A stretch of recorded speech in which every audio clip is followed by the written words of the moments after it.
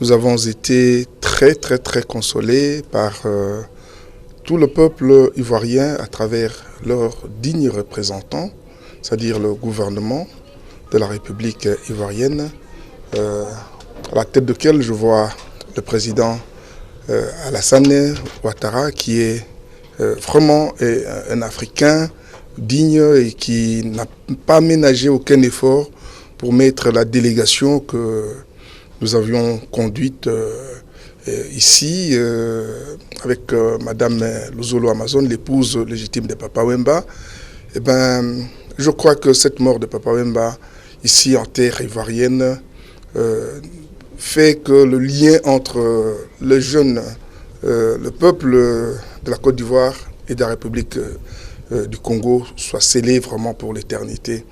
Et j'avais à ce propos demandé au président de l'Assemblée, l'honorable Guillaume Soro, qui est bien connu chez nous par son discours prononcé il y a de cela 2 ans devant la tribune de l'Assemblée nationale. On l'a découvert, ce grand homme politique. Je lui ai demandé d'essayer de baptiser la place ou le lieu où Papa Wemba est décédé, de les dénommer à titre de reconnaissance pour ce que cet artiste a fait pour la jeunesse africaine, de nommer place Papa Wemba ou espace Papa Wemba, que sais-je. Et donc, chez moi, la population voulait que je ramène la depuis mortelle de Papa Wemba au Sankourou, mais en venant ici, j'ai vu que l'espace du Sankourou était trop petit, voire même la République démocratique du Congo est aussi étroit. Papa Wemba appartient à tout le monde et donc je crois qu'ils comprendront que Papa Wemba soit enterré à Kinshasa pour que tous les visiteurs, tous ceux qui l'ont connu, il a des amis à travers tout le pays du monde, de l'Orient à l'Occident, du Nord au Sud, pour que ceux-là, ceux qui arriveraient à Kinshasa pour lui rendre un hommage, arrivent à facilement aller s'incliner devant sa tombe. Ce que j'ai vu ici, c'est que vraiment les uns et les autres se sont mobilisés pour, depuis qu'ils ont eu à apprendre la nouvelle triste de Papa Wemba. Et je vois que vraiment les Ivoiriens sont très solidaires à la mort de Papa Wemba, en commençant par le gouvernement, les membres du gouvernement qui étaient à l'aéroport. Et voilà, les ministres continuent à défiler auprès de Madame la veuve. Alors pour moi là, vraiment, ça a beaucoup d'impact. J'ai beaucoup de souvenirs et je crois que je vais transmettre fidèlement, comme je venais de le dire tout à l'heure là, au gouvernement congolais.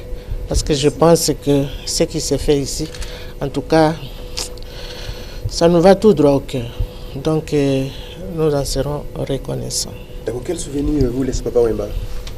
Mais Papa Wemba nous laisse beaucoup de souvenirs. Si Papa Wemba laisse des souvenirs en Côte d'Ivoire, Papa Wemba laisse des souvenirs un peu partout. J'ai reçu mes collègues ambassadeurs hier qui sont venus signer le cahier de condoléances. Et ils ont fait des déclarations. Ils disent que Papa Wemba n'était plus congolais.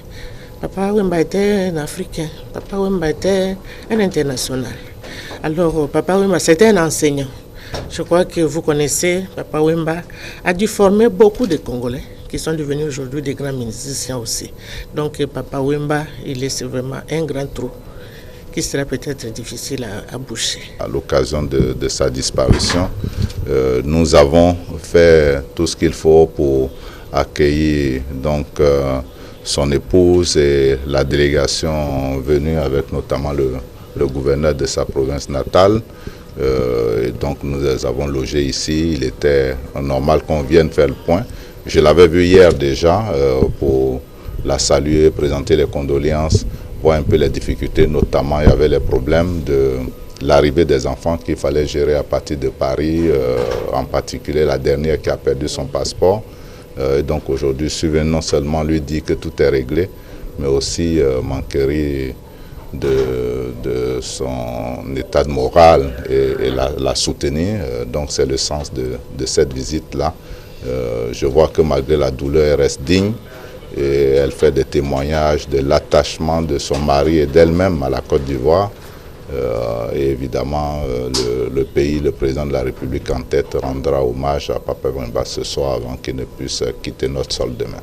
Donc effectivement, par rapport à ce soir, par rapport à la veillée artistique, quelles sont les dispositions particulières que le gouvernement prend?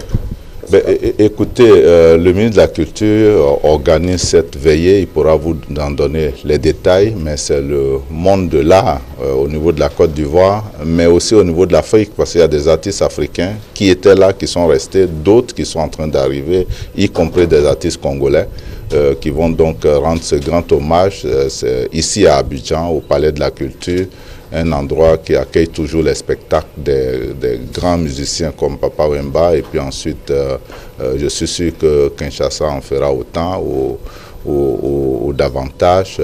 Des dispositions sécuritaires seront prises pour que les choses se passent dans l'ordre.